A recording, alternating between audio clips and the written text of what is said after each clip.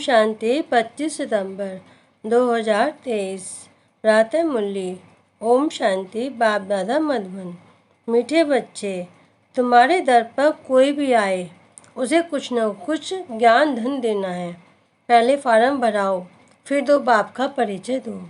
प्रश्न, जादूगर बाप की जादूगरी कौन सी है? उत्तर, जादूगर बाप की जादूगरी देखो। इतना ऊंचा बाप कहते हैं, मैं तुम्हारी सेवा में आया हूँ, मैं तुम्हारा बच्चा भी बन जाता हूँ।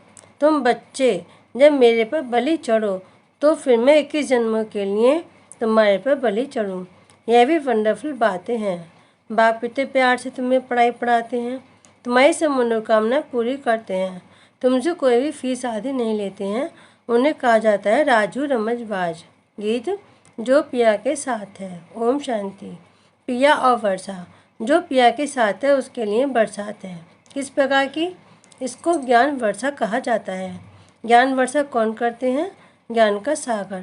अब ये गीत जिन्होंने गाया या बनाया वह तो कुछ नहीं जानते। तुम हो लक्की ज्ञान सितारे। तुम ज्ञान सागर के बच्चे बने हो, इसे तुमको ज्ञान सितारे कहा जाता है। बाप से ज्ञान ले रहे हो। नॉलेज की हमेशा एम ऑब्जेक्ट होती है, कुछ न कुछ प्राप्ति का रास्ता मिलता है। अब तुम बच्चे जानते हो बेहद के बाप द्वारा बेहद का वर्षा लेना है, वह पारलौकिक बाप। तुम्हारे पास कभी कोई नए जिज्ञासु आते हैं तो फार्म भरने से डरते हैं, तो उनको समझाना चाहिए क्योंकि फिर भी तुम्हारे पास आए हैं तो कुछ न कुछ विचारों को मिलना चाहिए।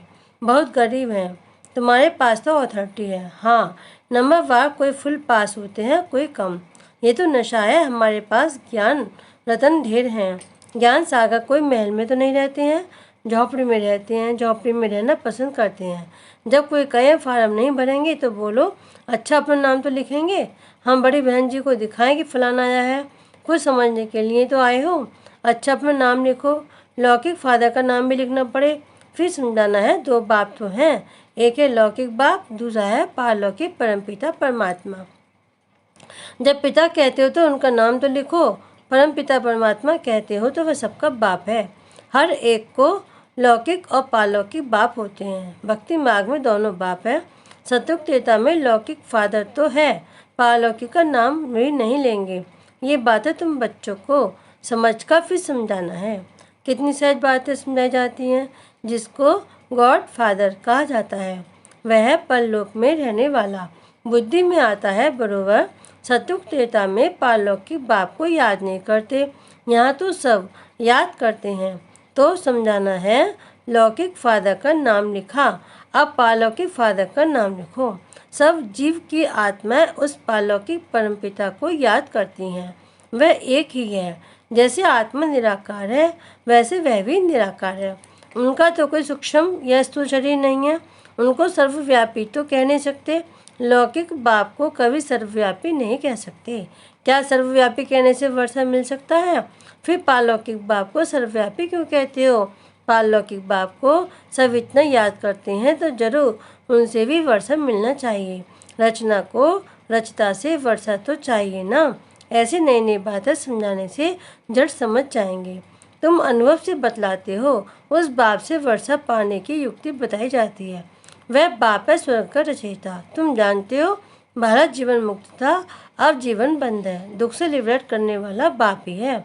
यह त्रिमूर्ति सहित लक्ष्मी नारायण का चित्र बहुत अच्छा है, हर एक के पास होना चाहिए। इस पर समझाओ कि बरोबर ये लक्ष्मी नारायण भारत के आदि सनातन देवी देवता थे, सत्य के मालिक थे। स्वर्ग का वर्षा जरूर पारलौकिक बाप स्वर्ग का रचयिता ही दे सकते हैं। कोई फार्म ना भी भरे, लेकिन ये बात लिखाना तो सहज है। दो बाप हैं, दोनों से वर्षा मिलता है। लक्ष्मी नारायण अथवा उनके बच्चों आदि की जीवन कहानी तो है नहीं।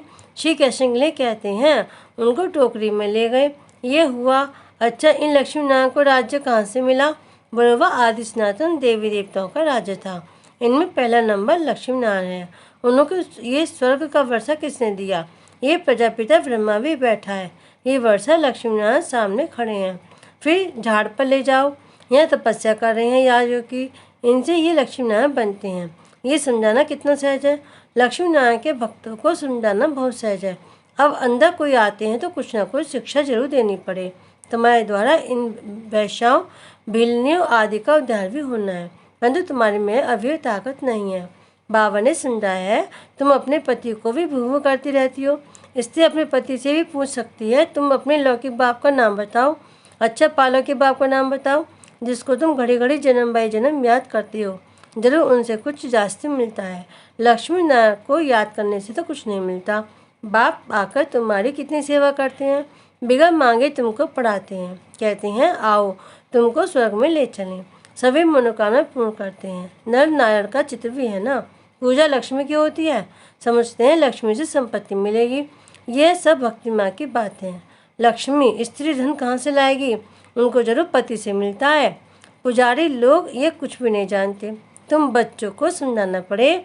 तुम भी अभी समझते हो, आगे हम क्या करते थे कुछ भी नहीं समझते थे, अब अच्छी चीज़ जान गए हैं। श्री कृष्ण जन्माष्टमी होती है तो सवेरे में उनको दूध पिलाते हैं, झूला झुलाते हैं को, और रात को फिर पूरी तसई खीर आदि खिलाते हैं। क्या इतने में इतना बड़ा हो गया जो पूरी दसवीं खाने लायक हो गया? ये भी समझने की बातें हैं ना। तुम जानते हो राधे कृष्ण ही फिर लक्ष्मी नारायण बनते हैं। शिव बाबा इनों को ये पद दिलाते हैं। शिव को कभी पूरी तस्में आदि नहीं खिलाते, उन पर सिर्फ दूध चढ़ाते हैं। अब शिव बाबा तो निराकार, जिसका कोई नाम रूप नहीं, उन पर दूध आदि चढ़ाने का मतलब क्या है? उनको कुछ खिलाते नहीं है, निराकार है ना। श्री कृष्ण को रोटी आदि खाने के लिए मुख है। शिव पर कुछ नहीं चढ़ाते, शंकर पर चढ़ाते हैं। शिव पर नहीं, शंकर का तो फिर भी आकार रूप है, दोनों एक तो हो नहीं सकते। अब बाबा कितनी नॉलेज देते हैं, कितनी गुप्त बातें हैं। तुम गोपिका शिव बाबा की हो। शिव ऑफ को बालक भी कहते हैं, ये भी शिव बाबा पूछते हैं, तुमने शिव को बालक क्यों बनाया है? वर्षा बालक को दे जाता है, पहले जब तुम बलि चढ़ो तभी शिव बाबा बलि चढ़े। यह भी है, बाप बच्चों पर बलि चढ़ते हैं, परंतु कहते हैं पहले तुमको बलि चढ़ना है तब मैं चढ़ूँ। बलि चढ़ना अर्थात उनको अपना बच्चा बनाना, उनकी पालना करना। कितनी वंडरफुल बातें हैं। माताएं हैं ना, पुरुष भी शिव बालक को अपना वारिस बनाते हैं। शिव बाबा को जादूगर कहते हैं ना, लक्ष्मी नारायण जादूगर नहीं है। ये बड़ी गुप्त बातें हैं, विरला कोई समझ सकते हैं, अपरोक्ष भी बतलाते हैं। तुम बच्चे अनुभवी हो। बाबा ने साक्षात्कार किया, मम्मा ने कोई साक्षात्कार नहीं किया, फिर भी मम्मा सबसे तीखी गई। सबको तो साक्षात्कार नहीं होगा, ऐसे तो बहुतों को साक्षात्कार हुए, आज है नहीं। साक्षात्कार से कोई कनेक्शन नहीं है, ये तो धारण करने और कराने की मीठी बात है। जादूगर राजू रमजबाज तो है ना। जादूगर लोग बहुत तीखे तीखे होते हैं, संतरे निकाल दिखाते हैं, फिर सिर काट कर फिर जोड़ देते हैं। आगे बहुत जादूगरी दिखाते थे, अब बच्चे जान गए हैं, बाबा की महिमा गाई हो जाती है। तुम्हारी लीला अपरंपार है, तुम्हारी गतिमत न्यारी है। बाप प्रति श्रीमत देते हैं, श्रीमत से तुमको श्रेष्ठ देवता बना रहे हैं। श्री श्री कहा जाता है निराकार शिव बाबा को। लक्ष्मी नारायण को ऐसा श्रेष्ठ किसने बनाया? जरूर उनसे श्रेष्ठ से श्रेष्ठ होगा। बाबा से हम ये इलम विद्या सीखते हैं कि मनुष्य को देवता कैसे बनाया जाए। अभी तुम सब सीता रावण की जेल में शोक वाटिका में दुख उठा रहे हो। राम राज्य में कभी शोक होता ही नहीं, तो जिससे वर्षा मिलता है उनको याद करना है ना। हम आत्मा है, यह भी मानते हैं। पूछो तुम्हारी लौकिक बाप का नाम क्या है, पालौकिक बाप का नाम क्या है? बाप को सर्वव्यापी तो नहीं कहेंगे। बाप माना वर्षा, बेहद के बाप से बेहद का वर्षा मिलता है।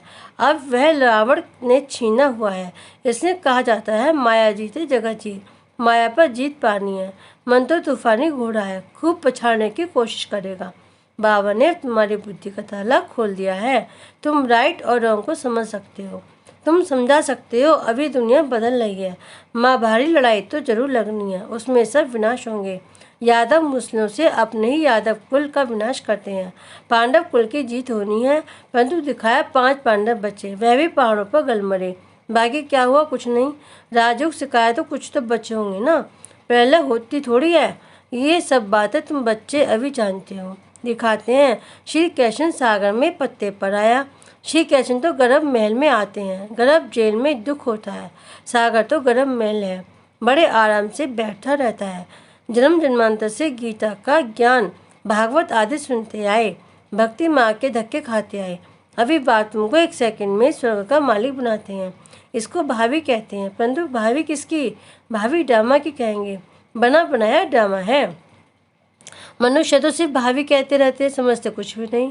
तो जब कोई आए पहले पहले बताओ कि दो बाप हैं। पारलौकिक बाप स्वर्ग का रचयिता है, उसने तो स्वर्ग का वर्षा दिया था। आज से 5000 वर्ष पहले स्वर्ग था, अभी तो नरक है, फिर तुम वर्षा ले रह सकते हो। हम भी बेहद के बाप से वर्षा ले रहे हैं। यह भारत भगवान की जन्मभूमि है, जैसे इब्राहिम, बुद्ध आदि की अपनी जन्मभूमि है। तुम बच्चे जानते हो, बाप आए हुए हैं, वर्षा दे रहे हैं। तुम बच्चों को रहमदिल बनना है। कोई को भी ये समझाना तो बहुत सहज है। पारलौकिक बाप की पहचान देनी है। पारलौकिक फादर एक ही बार आते हैं, उनकी याद से हम स्वर्ग का वर्षा ले रहे हैं। बहुत सहज है। ऐसी ऐसी बातें अच्छी धारण करो और समझाओ, दान करो। पारलौकिक बाप स्वर्ग की राजाई देते हैं। लक्ष्मी नारायण को दी है ना। इस सूर्यवंशी लक्ष्मी नारायण का बाप कौन है, हम आपको बताते हैं। स्वर्ग की स्थापना करने वाला फादर अब उनको स्वर्ग की राजाई दे रहे हैं, बाकी आशीर्वाद क्या करेंगे। अच्छा, मीठे मीठे सिगिल्दे लकी ज्ञान सितारों प्रति माता पिता बाप दादा का नंबरवार पुरुषार्थ अनुसार याद प्यार और गुड मॉर्निंग। रूहानी बाप के रूहानी बच्चों को नमस्ते। हम रूहानी बच्चों के रूहानी बाप दादा को याद प्यार, गुड मॉर्निंग और नमस्ते नमस्ते नमस्ते। ओम शांति।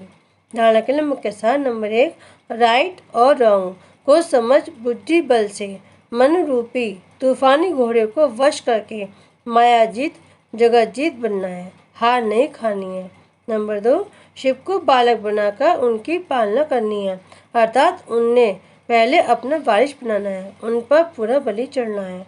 नंबर वरदान, उमंग उत्साह द्वारा विघ्नों को समाप्त करने वाले बाप समान समीप प्रतन भव। बच्चों के दिल में जो उमंग उत्साह है कि मैं बाप समान समीप प्रतन बन सबूत बच्चे का सबूत दूँ, ये उमंग उत्साह उड़ती कला का आधार है।